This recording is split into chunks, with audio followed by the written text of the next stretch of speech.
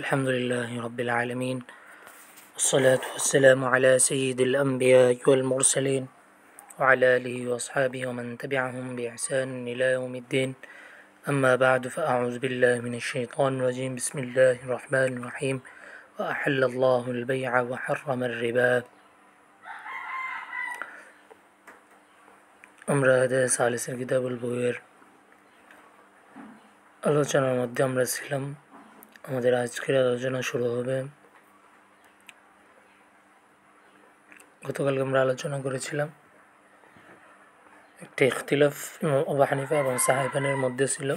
সুবরায়ে তাআম কুল্লু কাফিজিন বিদিরহামিন হলে আবু হানিফা রাহিমাহুল্লাহর কথা ছিল জুমলায় সুবরায়ের জামিয়ে তাআমের কথা উল্লেখ না করলে, কাইল না করলে এটা কেবল এক কফিজের মধ্যে হবে। আর সাহাবানের কথা ছিল যে না, জামিয়ে কফজান উল্লেখ করুক বা না করুক, এটা উভয় সুরতেই কি ভাই সমষ্টিকভাবে জায়েজ হবে। একটা ইখতিলাফ ছিল। দলিলিক আলোচনাও করা হয়েছিল যে আবু হানিফার দলিল ছিল যে এখানে জাহালাতুল মাবি ওয়াস সামান বিদ্যমান, কারণে এটাকে কুলের দিকে ফেরানো যাবে না। আর যে একটা উসুলই হলো এটা যে কুলের দিকে ফেরানো অসম্ভব হলে আদনার দিকে কী করতে হয়, ফেরাতে হয়। যে ইদা উজিফা ইলা মা লা ইয়ালামু মুনতাহা ফাইন্না তাতানাওয়ালু আদনা, এরকম একটা উসুল আছে কালিমায়ে কুল। হ্যাঁ, ফাইন্না কালিমাতে কুল ইদা উজিফাত ইলা মা লা ইয়ালামু মুনতাহা, যখন কুল একটা গায়রে মুনতাহা জিনিসের দিকে, শেষ সীমা নাই, যার শেষ সীমা জানা নাই, গায়রে মুনতাহা এমন একটা জিনিসের দিকে যখন কালিমায়ে কুলকে ইজাফাত করা হয়, একটা উসুল এটা ফাইন্না তাতানাওয়ালু আদনা, এটা আদনাকে কী করে শামিল করে। এটা ছিল আবু হানিফার দলিল। এবং আরেকটা দলিল ছিল ওনার যে কেউ যদি দাইনের স্বীকৃতি দেয় যে অমুক আমার কাছে কুল্লু দিরহাম পাবে, তাহলে এক দিরহাম ওয়াজিব হয়েছে। এটা ছিল আবু হানিফার দলিল। সাহেবানেরও দলিল ছিল যে এখানে জাহালাতটা এরকম জাহালাত যেটা জাহালাতে ইয়াসির, এটা মানিয়াতুমিনা গায়রে মানিয়াতুমিনা তাসলিম ও তাসাল্লুম। এবং কিয়াসি একটা মাসলার দলিল ছিল যে কেউ যখন দুইটা গুলাম খরিদ করে, দুইটা গুলামের যে কোনো একটা খরিদ করবে, এই খেয়ারে যখন সে খরিদ করে তখন তো তার মাবিয়ের মধ্যে জাহালাত থাকে, কোনটা নিবে এটা তো নির্দিষ্ট থাকে না, মাবিয়ের মধ্যে জাহালাত থাকে, তাও কী হয়ে যাবে, চাই কিনা সহি হয়ে যায়। এরপরে আরেকটা আলোচনা করেছিল এক কফিজের মধ্যে যদি আবু হানিফার মত অনুযায়ী হওয়ার পরে আবার সে একটা খিয়ার পাবে, এরকমভাবে এই সুমিয়া জামিয়া কফিজান উল্লেখ করার পরে আরেকটা খিয়ার পাবে, যেমন খিয়ারের রুইয়াতের মধ্যে পাই। এতটুকু আলোচনা আমরা গতকাল করছিলাম, এটার সারসংক্ষেপটা আবার বললাম। আজকের যেখান থেকে আলোচনা শুরু হবে আমরা বলি ক্বালা ওমান বাআ কাতিআ গানামিন কুল্লা শাতিন বিদিরহামিন। বলতেছে কেউ যদি ওমান বাআ খরিদ বেচা কিনা করলো কাতিআ গানাম, কাতিআ গানাম মানে হলো মেষপাল, কাতিয়া গানাম মানে তয়ফাতুম মিনাল গানাম, এরকম আর কি, মানে মেষের একটা পাল সে বিক্রি করলো এইভাবে যে কুল্লা শাতিন বিদিরহামিন, যে প্রত্যেকটা সাত এক দিরহাম করে। তো এই ক্ষেত্রে আবু হানিফা রাহিমাহুল্লাহর মতে যে বাইটা ফাসেদ হয়ে যাবে, এমন না যে একটা সাতের মধ্যে হবে। পূর্বের মাসলা ছিল সে কুল্লু কফিজ বললে এক কফিজের মধ্যে জামিয়া কফজান উল্লেখ না করলেও এক কফিজের মধ্যে কি হয়ে যায়, এটা ছিল আবু হানিফার মত। কিন্তু এই জায়গায় আয়সা এবং আবু হানিফা বলতেছে ফাসাদ আল বাইউ ফি জামিইহা ইনদা আবি হানিফা রাহিমাহুল্লাহ। আবু হানিফা রাহিমাহুল্লাহর কথা হলো যদি মেষপাল হয়, খাবারের কুল্লু কফিজ না হয়, বরং কুল্লু কতিয়া গনাম হয়, তাহলে এই মাসলাটার মধ্যে ইমাম আবু হানিফার মত হলো যে এখানে এই ফাসাদ আল বাইউ ফি জামিইহা ইনদা আবি হানিফা রাহিমাহুল্লাহ। আবু হানিফা রাহিমাহুল্লাহর কথা হলো বাইটা ফাসেদ হয়ে যাবে, মানে সমষ্টিকভাবে ফাসেদ হয়ে যাবে। এক কফিজে হবে উল্লেখ করলে সমষ্টিকভাবে হবে, পূর্বের মতের মতো এটা না। এটা হলো এক কথায় যে ওনার মত হলো এক কতিয়া গনাম যদি বলে তাহলে কুল্লা সাত বিদিরহাম যদি এভাবে এই সুরতে যদি বেচা কেনাটা হয় তাহলে সমষ্টিকের মধ্যেই বেচা কেনা ফাসেদ হয়ে যাবে। এরকমভাবে ফাসেদ হয়ে যাবে। আরেকটা সুরত বলতেছে মান বাআ সাওবান মুজারাআতান, কেউ যদি এভাবে বেচা কেনা করে যে এক জিরা করে, মেপে সে কাপড় বিক্রি করলো, এই কথা বলে যে কুল্লা জিরা ইন বেদিরহামিন, প্রত্যেক জিরা হলো এক দিরহাম করে। ওয়ালাম ইউসাম্মা জুমলাতে জরান, কিন্তু এখানে কত জিরা হতে পারে কয় হাত হতে পারে, কয় গজ হতে পারে, এটা উল্লেখ করা হয়নি। এক্ষেত্রে আবু হানিফা রাহিমাহুল্লাহ করতে হলো বাইফাসেদ হয়ে যাবে। কুল্লা জিরা বললে যে এক জিরার মধ্যে হবে, এরকম না, এরকম হবে ওয়াকাদা ফাসাদ আল বাইউ কুল্লু মাদুদিন মুতাফাউতিন, প্রত্যেক এমন জিনিস যেটা মাদুদ গণনা করা যায় এবং এক একটা এক এক রকম, এক একটা এক এক রকম, মানে মেষপালের মধ্যে সব মেষ কি এক এক রকম এক ধরনের নাকি মুতাফাউত, এক একটা এক এক রকম। তো এরকম যদি হয় বলতেছে বাইফাসেদ হয়ে যাবে। তো এটা হলো আবু হানিফা রাহিমাহুল্লাহর মত। তাহলে এখানে আমরা সাহেবানের মত কি, সাহেবানের মত হলো যে ইয়াজুজু ফিল কুল, বাই জায়েজ হয়ে যাবে। তাদের পূর্বের কথাও ছিল জায়েজ হয়ে যাবে। সাহেবানের মতটা পরিষ্কার, তারা পূর্বের মাসলার মধ্যে কুল্লা জিরা আইন না কুল্লা কফিজিন বিদিরামের মাসলার মধ্যে যেমন সাহেবান বলছে উভয় সুরতে বাই জায়েজ, এখানেও সাহেবান বলতেছে বাই কি জায়েজ। কিন্তু আবু হানিফা রাহিমাহুল্লাহর মতের মধ্যে একটু পার্থক্য দেখা যাইতেছে। যে আবু হানিফা পূর্বে বলছিল এক ধরনের কথা, যে কুল্লা কফিজ বলে জুমলায় জিরান উল্লেখ না করলে এক জিরা এক কফিজের মধ্যে আসবে, কিন্তু এখানে এসে এটা বলতেছে না, এখানে এসে উনি বলতেছে ভাই পরিপূর্ণভাবে ফাসেদ হয়ে যাবে। তাহলে এখানে যে ইখতিলাফটা হলো, আবার সাহেবান বলেন জায়েজ, আবু হানিফা বলেন জায়েজ নেই। সাহেবান বলেন জায়েজ সামষ্টিক সবটুকুর মধ্যে জায়েজ, আর আবু হানিফা বলেন সবটুকুর মধ্যে না জায়েজ। তো সাহেবানের দলিল কি? সাহেবানের দলিল হলো লিমা কুল্লা, যেটা আমরা পূর্বে বলছি। পূর্বে কি বলছে, এই যে জাহালাতটা আন্নাল জাহালাতা বিয়াদি মা ইজালাতু আহিজা, ওনাদের যে দলিল ছিল এখানে যে জাহালাতটা এটা তারা তাদের হাতে এটা দূর করতে পারে, তারা এটা দূর করার ক্ষমতা রাখে। তো এই পূর্বের যে দলিলটাই এখানে এই মাসলারও ওনাদের দলিল। কিন্তু আবু হানিফা রাহিমাহুল্লাহর কথা হলো যে পূর্বের মাসলার মধ্যে আবু হানিফা যেটা বলছিল যে ইনসরফ ইলাল ওয়াহেদ, ইনসরফ ইলাল ওয়াহেদ, একের দিকে ফিরানো হবে কুল বললে, যেটা আমরা বর্ণনা করেছি। কিন্তু এই জায়গায় এসে উনি ভিন্ন বলতেছে। কেন বলতেছে এটা আমরা এবারতে দেখি। যে বলতেছে গয়র আন্না বাই আশাতি মিন কতিআইন, পূর্বেরটার মধ্যে একের মধ্যে ফিরানো হবে, তবে এই মশলাটা ভিন্ন। কোন মশলাটা? যে বাই আশাত মিন কতি, আন্না বাই আশাতিন মিন কতি, এই মশলাটা কি ভিন্ন, ছাগলের পাল বিক্রির বিষয়টা ভিন্ন। এরকমভাবে ওয়াজিরাইম মিন সাউবিন, সাউবের কাপড় গজ গজ কাপড় বিক্রি করো, এটাও কি ভিন্ন। লায়াজুজু, এটা জায়েজ নাই। এখানে এক জিরায়ের দিকে ফিরানো কি নাই, জায়েজ নাই। কেন জায়েজ নাই? দুইটার মধ্যে কেন এরকম ভিন্ন ভিন্ন হলো আবু হানিফার মতটা, এটা বলতেছে যে লিক তাফাউতি ফিল আহাত, কারণ সাদ বলেন ছাগল মেষপাল এগুলা এরকমভাবে কাপড় চোপড়ের মধ্যে এই তাফাউত বিদ্যমান, একটা প্রত্যেকটা একরকম না, প্রত্যেকটা কি না একরকম না, বুঝেছেন। ওয়াবাইউ কফিজ মিন সুবরা, কিন্তু খাবারের স্তূপ থেকে এক কফিজ বিক্রি করাটা ইয়াজুজ জায়েজ, কারণ হলো লি আদামি তাফাউত, কারণ খাবারের মধ্যে তাফাউত নেই। 1 কেজি চাউল আর 1 কেজি চাউল সমান সমানই, এটার মধ্যে কি হয় না, তাফাউত হয় না। কিন্তু দুইটা ছাগলের মধ্যে একটা ছাগল আর একটা ছাগল হুবহু কি হয় না, এক হয় না। তাহলে আমরা বলতে পারি যে এখানে আবু হানিফা রাহিমাহুল্লাহর মতটা পার্থক্য হওয়ার কারণ হলো যে যেই জিনিসগুলো একটা উসুল আমরা ওনার মত অনুযায়ী বের করতে পারি। যে ওনার কথা হলো যদি তাফাউত জিনিস হয়, তাফাউত জিনিস হয়, এই মোতাফাউত একটা এক এক রকম হয়, তাহলে কুল বললে এক কফিজের দিকে আসবে না, একের দিকে আসবে না। কিন্তু যদি এরকম হয় যে জিনিসটা হলো এরকম যে প্রত্যেকটা এক এক রকম, একরকম, প্রত্যেকটা একরকম, তাফাউত নেই, আদামে তাফাউত, তখন আবার জায়েজ। তাহলে ওনার আবু হানিফা রাহিমাহুল্লাহর মতটা আমরা দলিলটা স্পষ্ট হলো যে তাফাউত হলে জায়েজ নাই, আর আদামে তাফাউত হলে জায়েজ আছে। তখন কত হলো আদামে তাফাউত হলে কেন জায়েজ? কারণ ফালাতুদ্দিল জাহালাতু ইলাল মুনাজাআতি ফিহি, কারণ আদামে তাফাউত হওয়ার কারণে যেহেতু প্রত্যেকটা একরকম, তখন এই এক কফিজ নিবে নাকি কোন এক কফিজ নিবে এটা নিয়ে যে দিক থেকে এক কফিজ নিলেই হয়, চাউল 1 কেজি নিলেই হয়, কোন দিক থেকে নেবে এটা নিয়ে আর কি হবে না, ঝগড়া হবে না। কিন্তু 7 মেষপালের মধ্যে যদি বলে যে একটার মধ্যে জায়েজ হবে, তখন সে বাছাই করবে হলো সবচেয়ে বড় দেখা, বাই দিতে যাবে হলো সবচেয়ে ছোটোটা, এই তো একটা ঝগড়া হবে না। হ্যাঁ, বলতেছে ফালাতুদ্দিল জাহালাতু ইলাল মুনাজাআতি ফি, আদামে তাফাউত হলে জায়েজ, যেমনটা কফিজে সুবরার মধ্যে জায়েজ হয়েছে আদামে তাফাউত হওয়ার কারণে। কারণ আদামে তাফাউত হওয়ার কারণে ফালাতুদ্দিল জাহালাতু ইলাল মুনাজাআতি ফিহি, যে কোনটা নিবে না নিবে এই যে জাহালাতটা, এটাকে কিসের দিকে নিয়ে যাবে না, মুনাজাআতের দিকে নিয়ে যাবে না। কিন্তু ওয়াতুফদি ইলাইহা ফিল আউয়ালি, কিন্তু ফিল আউয়াল, আউয়াল বলতে এখানে যে আলোচনাটা করতেছে এই আউয়াল দ্বারা হইলো উদ্দেশ্য হইলো বাইউ সাত এবং জিরো মিনা সাউব। এটা আবার মোনাজাতের দিকে নিয়ে যাবে, কারণ যদি বলে যে কুল বললে একটার মধ্যে লাজেম হবে ভাই, একটার মধ্যে বাইশই হবে, তখন কোনটা নেবে? সাত তো এক একটা এক এক রকম ছাগল, একটা বড় একটা কম মানের একটা বেশি দামের, একটা ঝগড়া হবে। তো এইটাই হলো কথা। ফাওদা হালফার কথা দুইটা মাসলার মধ্যে আবু হানিফার মত অনুযায়ী যে পার্থক্য, এটা কী হয়ে গেল? স্পষ্ট হয়ে গেল।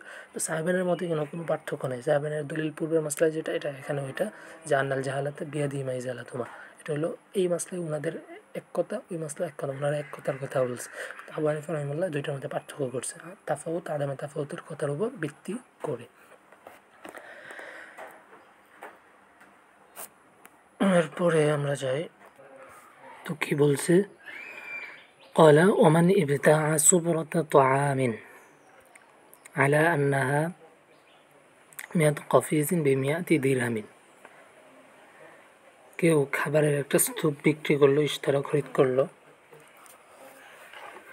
এই শর্তে যে এখানে 100 কফিস 100 দিরহামে, 100 কফিস 100 দিরহাম। ফাওয়াজাদা আকাল, কিন্তু 100 কফিস 100 দিরহাম বলে বিক্রি খরিদ করার পরে সে এখানে পেল আরও কম। 100 কফিস বলছে, পাইছে হলো 80, 90, 100 পরিপূর্ণ পায় নাই। সুরতটা আগে বোঝেন কি বলতে যাচ্ছে। খাবারের একটা স্তূপ বিক্রি খরিদ করছি এই শর্তে যে এখানে বলছি যে এখানে 100 কফিস আছে, 100 দিরহামে আমাকে দিয়ে দেবেন, এখানে 100 কফিস আছে। তারপর সে নিয়ে আসে মাপা দেখলো যে এখানে 100 কফিস নাই, তখন মাসলাটা কি হবে, হালতটা কি দাঁড়াবে? ফাওয়াজাদা আকাল, সে কম পাইছে, তখন বলতেছে যে কানাল মুশতারি বিল খিয়ারি, তখন মুশতারির খিয়ার থাকবে। ইনশা আখাদাল মাউজুদা বিহিস্সাতি মিনাল সামান ওয়া ইনশা ফাসাখাল বাই'a, সে যদি চায় তাহলে যতটুক আছে, মানে যতটুক সে পাইছে, 80 পাইছে বা 90 পাইছে, 100 পরিপূর্ণ পায় নাই, তাহলে ওইটাই সে নিবে যদি সে চায়, তার ইখতিয়ার থাকবে। যেহেতু 100 কফিস নাই, চুক্তি হয়েছিল 100 কফিসের উপর, 100 কফিস নাই, যতটুক আছে এতটুককে সে নিবে। টাকা কত দেবে? যতটুক নিবে ততটুকের টাকা কি পরিপূর্ণ 100 টাকাই দেবে? না, বরং হিসাব করবে 100 কফিসে যদি 100 দিরহাম হয় তাহলে 80 কফিসে 80 দিরহাম, 90 কফিসে 90 দিরহাম। বলতেছে যে ইনশা আখাদাল মাউজুদা বিহিস্সাতি মিনাস সামান, সেই অনুযায়ী সামান দেবে, সেই অনুযায়ী কী দেবে? সামান দিয়ে সে যতটুকু বিদ্যমান আছে ততটুকুকে নেবে, কী দিয়ে? বিহিস্সাতি মিনাস সামান, যতটুকু আছে তার অনুযায়ী সামান দিয়ে। অর্থাৎ যদি 90 কফিস থাকে তাহলে 90 দিরহাম দেবে, 100 কফিস 100 দিরহাম, তাহলে তো প্রত্যেক কফিসে 1 দিরহাম করে আসে, যতটুকু আছে এতটুকু এই হিসাবে নেবে। যদি চায় নেবে, নিতে বাধ্য না সে। ওয়া ইনশা ফাসাখাল বাই'a, আর যদি চাই তাহলে সে বলতে পারে যে বাইটা ফস্ক করে দেবো, বাইটা আমি বাদ দিয়ে দেবো, বাতিল করে দেবো, বাইটা আমি চালাবো না। মানে আমার 100 কফিসের কথা বলছি, কিন্তু 100 কফিস নাই, আমার 100 কফিস একসাথে প্রয়োজন হতে পারে। এখন এই খেয়ারটা কেন পাবে? আমরা পূর্বে বলছি যে আগটা হয়, ওই আগটা যদি পরিপূর্ণ হওয়ার আগেই বিপরীত হয়ে যায়, মানে পরিবর্তন হয়ে যায়। চুক্তি হয়েছে 100 কফিসের উপর, কিন্তু পাওয়া গেল 90 কফিস, তাহলে চুক্তিটা পরিবর্তন হয়ে গেছে না? এটাকে বলে তাফাররুকুস সাফকা। আমরা পূর্বে দেখছি যে কুল্লু কফিস বলছে, কিন্তু কুল্লু কফিসের উপর যখন চুক্তি সম্ভব হয় নাই, 1 কফিসের উপর যখন আসেন আবু হানিফা রাহিমাহুল্লাহর মত অনুযায়ী, তখন কিন্তু তার একটা খিয়ার থাকে, তাই না? এটাকে বলে তাফাররুকুস সাফকা। অর্থাৎ যেই চুক্তি করে ওই চুক্তিটা যদি পরিপূর্ণ হওয়ার আগে, তাম হওয়ার আগে যদি পরিবর্তন হয়ে যায়, তাহলে মুশতারিকে একটা খিয়ার দেওয়া হবে, সে চাইলে নিতে পারে, না চাইলে না নিতে পারে। তাহলে এটাকে বলে খিয়ারে তাফাররুকুস সাফকা। কী বলে? খিয়ারে তাফাররুকুস সাফকা। তো এটা সব জায়গাতে আসবে। তাফাররুকুস সাফকা যদি হয়ে যায়, কখন তাফাররুকুস সাফকা? মানে বাইটা পরিপূর্ণ হয় নাই, হিজাব কবুল হইয়া দামাদামি হইয়া, মানে কামেল হয় নাই, অর্থাৎ তাসলিম তাসাল্লুম হয় নাই, এর আগেই কী হয়ে গেছেন? এখানে তাম হওয়ার আগেই তাফাররুক হয়ে গেছে। যদি তাফাররুক হয়ে যায়, মানে চুক্তি হয়েছিল 100-র উপর, কিন্তু জিনিসটা আইসা পড়ছে 90, তাহলে তো আর 100 কফিসের যে চুক্তি এটা তো আর অব্যাহত নাই, বহাল নাই, পরিবর্তন হয়ে গেছে। তো এরকম তাফাররুক হয়ে গেলে এটাকে বলে তাফাররুকুস সাফকা। আর তাফাররুকুস সাফকা হলে তাকে খিয়ার দেওয়া হবে, সে চাইলে নিতে পারবে, না চাইলে নাও নিতে পারবে। ঠিক আছে। লিতাফাররুক সফকাতি আলী ক্বাবলা তামামি, এই যে ক্বাবলা তামামি আকদ পূর্ণ হওয়ার আগেই যেহেতু সফকা মানে আকদ, সফকা মানে কি আকদ, তাফাররুক তো মানে পরিবর্তন, তো আকদ পরিবর্তন হয়ে গেছে তামাম হওয়ার আগে। ফালাম ইয়াতিম্মা রিদাহু বিল মাওজুদ, আর যতটুক আছে এতটুকুর মধ্যে তার রেজাটাও পরিপূর্ণ হয় নাই। সে যে এতটুক নিবে কিনা এটা কি জানা গেছে, তাহলে তাকে বাধ্য করা যাবে? তাকে বলছে 100 কপিস 100 দিরহামে, কিন্তু পাওয়া গেছে 90। এই 90 যে মাওজুদ এর উপর ওই ব্যক্তির যে রেজাটাও কী হয় নাই, হাসিল হয় নাই। এই কারণে তাকে খেয়ার দেওয়া হবে, যদি সে চায় যতটুকু আছে এতটুক সেই অনুযায়ী দাম দিয়ে নিয়ে যাবে, আর যদি না চায় তাহলে ফেরত দিয়ে দেবে। সুন্দর একটা মাসলা। এখন কত হলো, যদি এরকম হয় যে 100 কপিস 100 দিরহাম বলছে, 100 কপিস কাটাই 100 দিরহাম দেবে এই কথা বললে বিক্রি হয়েছে, কিন্তু সে ইন ওয়াজাদা আকসার, কিন্তু মাইপা দেখলো যে 120 কপিস আইসা পড়ছে, তো বাকি 20 কপিস সে কী করবে? বলতেছে বাকি 20 কপিস সে নিতে পারবে না, যেহেতু এখানে কাটাই বলে দিয়েছে যে 100 কপিস 100 দিরহাম, তাহলে যে বাকি 20 কপিস 10 কপিস থাকে সে অতিরিক্ত পাইছে, ওইটা জিয়াদাতুল ইল ভাইকে ফেরত দিতে হবে। ভাইকে কী দিতে হবে? ফেরত দিতে হবে। কেন ফেরত দিতে হবে? কারণ লিআন্নাল বাইয়া ওয়াকা আলা মিকদারিন মুআয়্যানিন, কারণ ভাইটা তো ওয়াকে হয়েছে, বাস্তবায়ন হয়েছে একটা নির্দিষ্ট পরিমাণের উপর, নির্দিষ্ট একটা পরিমাণের উপর, 100 কপিসের উপর, 100 কপিস 100 দিরহাম একটা নির্দিষ্ট পরিমাণের উপর বাইটা কী হয়েছে? সংগঠিত হয়েছে। যেহেতু অতিরিক্ত যেই মানটুকু আসছে, অতিরিক্ত যে টাকাটুকু সে পাইছে, এই মালটুকু সে পাইছে, কপিসটুকু সে পাইছে, এটার উপর তো ভাই কী হয় নাই? ওয়াকে হয় নাই। আর এই যেহেতু অতিরিক্তটুকু ভাই ওয়াকে হয় নাই, এটা তার জন্য নেওয়া যাবে না, বরং ফেরত দিতে হবে। যেমন তার কাছে যদি সে কম পান তখন তো আর তার 100 দিরহাম দিতে হয় না, 100 দিরহাম দিতে হয়, যতটুকু পা ততটুকু সে অনুযায়ী মূল্য দিতে হয়। অতএব যদি বেশি পা সেই বেশিটা আবার ভাইকে কী দিতে হবে? ফেরত দিতে হবে। কারণ এই যে বেচা কেনার সুরতটা যে 100 কপিস 100 দিরহাম, এটা একটা নির্দিষ্ট পরিমাণের উপর হয়, অতিরিক্ত যেই পরিমাণটা থাকে এটা এরকম না যে ওই জিনিসের ওয়াসফ না, এটা স্বতন্ত্র একটা জিনিস। ঠিক আছে।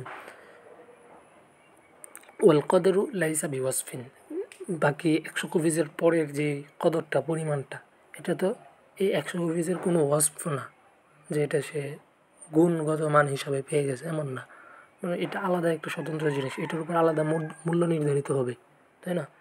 প্রত্যেকটা কপিসের উপর আলাদা একটা দিরহাম কী হবে? মূল্য নির্ধারিত হবে। তাহলে 100 কপিসের উপরে বাকি যেটুকু আছে এটুকু তো আর 100 কপিসের কোনো ওয়াসফ না, বরং এটা আলাদা একটা কদর পরিমাণ। ঠিক আছে। ওয়াল কদরু লাইসা বিওয়াসফিন, আর কদর কি না? ওয়াসফ না। এখন কথা হলো আমরা কদর এবং ওয়াসফের বিষয়টা জেনে নিই। কদর কাকে বলে, ওয়াসফ কাকে বলে? কদর মানে হলো আসলুন, কদর মানে হলো আসলুন, একটা মূল জিনিস। আর ওয়াসফ মানে হলো ওই মূল জিনিসের তাবে, মূল জিনিসের তাবে। আমরা কদরের কয়েকটা সংজ্ঞা দেখে নিই, এটা খুবই প্রয়োজন সামনের মাসলাগুলো বুঝতে। যে আমরা হাসিয়ার দিকে যদি তাকাই, ইখতিলাফ আল মাশায়েখু ফিল ফারকি বাইনাল ওয়াসফি ওয়াল আসলি, এই যে ওয়াসফ এবং আসলের মধ্যে পার্থক্য নিয়ে মাশায়েখদের মধ্যে মতানৈক্য হয়েছে। আসল দ্বারা উদ্দেশ্য কি? কদর মানে একটা মূল জিনিস, আর ওয়াসফ তো ওয়াসফে, ঠিক আছে। ওয়াসফ মানে ওই মূল জিনিসের তাবে। বলতেছে মাশায়েখদের মধ্যে যে ইখতিলাফের মধ্যে কী নিয়ে ইখতিলাফ হয়েছে, মানে মূল কথা একটাই, বলতেছে কেউ একভাবে সংজ্ঞা দিয়েছে, কেউ আরেক ভাষায় সংজ্ঞা দিয়েছে, ভাষাগত পার্থক্য আর কি, ইখতিলাফের লাফজি আর কি। ফাকিলা ইন্নামা ইয়াতাআইয়াবু বিত্তাবঈদি ওয়াত-তানকীসি ফায-যিয়াদাতু ওয়ান-নুকসানু ফীহি ওয়াসফুন। বলতেছে ওয়াসফ বলা হয় ওই জিনিসকে যেটাকে ভাঁজ করার মাধ্যমে, হ্যাঁ, কমানোর মাধ্যমে, কমানোটা বাড়ানোটা মাধ্যমে এটার মধ্যে ক্ষতি হয়ে যায়। একটা কাপড়, এক গজ কাপড়, এটাকে যদি আপনি ভাগ করে ফেলেন তাহলে জিনিসটা ব্যবহারযোগ্য থাকে না, তাই না? তো এটাই বলতেছে, যেই জিনিসগুলোর ক্ষেত্রে মানে ভাগ করলে, কমানো হলে এটার নষ্ট হয়ে যাবে, ক্ষতি হয়ে যাবে ওই জিনিসটা ক্ষেত্রে অতিরিক্ত যদি পাওয়া যায় সেটাকে ওই জিনিসের ওয়াসফ ধরা হবে। কিন্তু যদি এরকম হয় যে ওমা লাইসা কাযালিকা, যদি এরকম না হয় অর্থাৎ ভাঙ্গার মাধ্যমে কমানোর মাধ্যমে এটার কোনো ক্ষতি হয় না, ভাঙ্গার মাধ্যমে কমানোর মাধ্যমে ওই জিনিসটা ব্যবহারযোগ্য থাকে, ক্ষতি হয় না, তাহলে এটা হলো ফাজিয়াদাতু ওয়ান নুকসানু ফি আসলুন, ওইখানে যে অতিরিক্ত এবং কমতি যেটা থাকবে এটাকে আসলুন ধরা হবে, অর্থাৎ কদর, ওইটার একটা আলাদা মূল্য থাকবে। ওইটা বেশি হলেও তাকে ফেরত দিতে হবে, কম হলেও ওইটার মূল্যও কী হবে, কমানো হবে। তাহলে আমরা ওয়াসফ এবং আসলের মধ্যে একটা পার্থক্য দাঁড় করাইতে পারি, যেটাকে টুকরা টুকরা করলে, খণ্ড খণ্ড করলে ক্ষতি হয়ে যায়, নষ্ট হয়ে যায়, ব্যবহারযোগ্য হয়ে যায়, সেটাকে ওয়াসফ বলা হয়, ওই জিনিসের ওয়াসফ বলা হয়। সেটার অতিরিক্ত হওয়া বা কম হওয়াটাকে ওই জিনিসের ওয়াসফ বলা হয়। কোনো একটা জিনিসকে যদি খণ্ড খণ্ড করার পরে খণ্ড খণ্ড করে ফেললে ওই জিনিসটা ব্যবহারযোগ্য হয়ে পড়ে, তাহলে ওইটাকে ওই খণ্ডগুলোকে ওই জিনিসের কী বলা হয়, ওয়াসফ বলা হয়। আর আসল বা কদর বলা হয় যে জিনিসকে আলাদা করে ফেললেও ওই জিনিসের কী হবে না, কোনো ক্ষতি হবে না, সেটাকে কী বলে, কদর বলে। এটা হলো একটা উসুল, একটা উসুল। আরেকটা উসুল আমরা জেনে নিই, সেটা হলো কদরের মোকাবেলা বা আসলের মোকাবেলায় সামান আসে। বুঝে লিখে নেই, একবার লিখে ফেলে এই উসুলটা, যে ওয়াসফ কাকে বলে, কদর কাকে বলে। ওয়াসফ বলা হয় যে জিনিসকে ভাগ করলে ক্ষতি হয়ে যায়, আসল হলো যে জিনিসকে আলাদা করলে কী হয় না, ওই জিনিসের কোনো ক্ষতি হয় না। এটা হলো 1 নম্বর উসুল। 2 নম্বর উসুল হলো ওয়াসফের মোকাবেলায় কোনো সামান আসে না, কিন্তু আসল বা কদরের মোকাবেলায় সামান আসে, আসল বা কদরের মোকাবেলায় সামান আসে। অর্থাৎ যেমন 100 কপিজের পরে যদি আরও 20 কপিজ থাকে, ওই কপিজের জন্য আলাদা সামান আসে। 100 কপিজ না হয়ে যদি 80 কপিজ হয়, তাহলে এটার জন্য আলাদা সামান কমানো হয়। এটা হলো আসল বা কদর। আর ওয়াসফের মোকাবেলায় কোনো কি আসে না, সামান আসে না। এই বিষয়গুলো আমরা সামনে আরও কী হবে, স্পষ্ট হবে ইনশাল্লাহ। তো এটাই বলতেছে যে ফাজিয়াদ ওয়াইন ওয়াজাদা আকসার, তাই আমরা যে মাসলাটা পড়লাম, এই মাসলাটা এখানে কিন্তু একটা কদরের মাসলা বলতে পারি। হ্যাঁ, যে যদি কম পা 1 কপিজ খাবারটাকে যদি আপনি 1 কপিজ 100 কপিজের বেঁচে কেনা হয়েছে 80 কপিজ পাইছে, তো এটা হলো কি, কদর, এটা ওয়াসফ না, তাই না? খাবারের গুণগত মান এমন না, বরং মূলগতই এই জিনিসটাই কি, খাবার। আবার তাহলে এটাকে আমরা ওয়াসফ না ধরে আসল কেন ধরব, কারণ 100 কপিজ থেকে যদি 20 কপিজকে আলাদা করা হয়, তাহলে ওই 80 কপিজ খাবার এটা নষ্ট হয়ে যায় না, নষ্ট হয়ে যায় না। আরে 100 কেজি চাউল থেকে যদি আপনি 20 কেজি চাউল আলাদা করে ফেলেন, তাহলে কি ওই 80 কেজি চাউল নষ্ট হয়ে যাবে?